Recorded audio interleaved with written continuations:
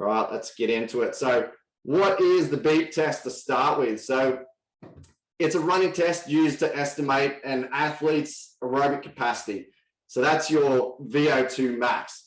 And if you don't know what that is, that's, to put it simple, it's the body's ability to put oxygen into the body and actually use it in the muscles. All right. A field test is not very accurate when it comes to determining someone's VO2 max. It sort of has to be done really at a lab to be able to test it, because when you're doing a field test, there's so many other things that can sort of inhibit you from actually reaching that. You know, your threshold's going to have a big part in it. Your actual mental capacity, and your pain threshold as well. You could be stopping well before your VO2 max is predicted. So yeah, you just take it with a grain of salt because there are a lot of things that can be that can upset it. Okay, so it's pretty much 20-meter shuttles to a specific pace that progresses just about every 1 minute. So every level is about a minute, and that pace just gets faster and faster. It's as simple as that. All right, so here is the beep test.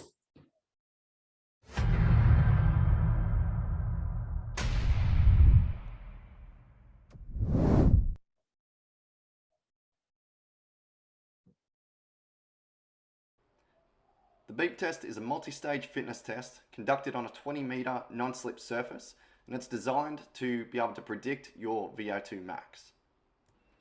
If you're using an outdoor netball court, the same as what I am in these videos, to get the correct measurement, just measure 33 centimeters back from the second line from the goalpost. The test starts at the sound of the beep. You must reach the other side with your foot on or over the line before the next beep. Ensure you do not leave the line until the sound of the beep. As the levels increase, the pace of the shuttles also increases. Level 1, 3. Level 7, 6.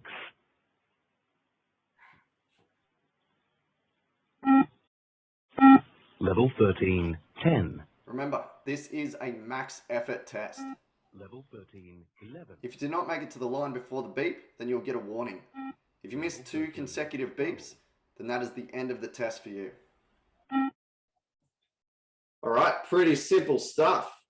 So the main points with the beep test, it should be conducted on 20-meter flat non-slip surface. So you don't want any sort of gradient with it, because you want this thing not only to be replicated so you know what you're going to actually get on the day. If you will have pass marks and whatnot, you want to know whether you can actually pass on the day.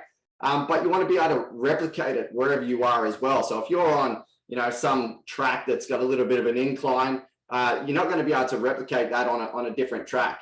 So you want it nice and flat, non-slip surface. So that course, the netball court that I was on there, they're everywhere. So you're bound to find something. You can find a 20-meter strip of footpath. It doesn't really matter, just as long as it's flat. One thing is try to avoid doing it on grass or like anything slippery, so gravel or anything like that. Because when we go into the techniques, I'll show you some techniques, and it's really hard to do that sort of stuff when you're worried about slipping. Even though you may not think you're slowing down, you subconsciously will be taking a lot more care in the corner, and you can't really go into it as fast as you can. So as well as that, you can't leave before the beep. Pretty straightforward. Yeah, foot must reach on or over the line before the next beep. And honestly, if you're aiming for your foot to be on the line, you have got some accuracy. Because I played around with that when I was doing those videos, and I'm telling you, don't worry about it. Just put your foot over the line. You can stretch out, but yeah, avoid just trying to go for the line, because you're thinking about way too much stuff. You're trying to do that, and you'll be slowing down way too much. And the speed increases each level. So it goes up, I think it's about a half kilometer per hour each level. And the test ends once you miss 2 consecutive beeps. So you can miss a beep and just as long as you catch up on the next one. So yeah, you just go until you fail.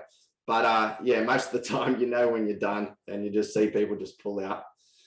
Now, just remember, like I was saying before, a lot of times people's mind will be giving up before their actual body does.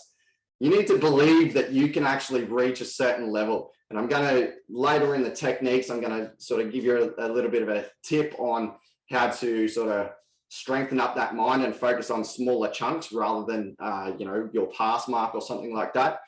But yeah, just remember, the body achieves what the mind believes, and it's super powerful. Your body is capable of so much more than what you think, and you don't know until you've actually done it. You will be surprised if you can set your mind right. I'm telling you, you'll be surprised with what you can actually do.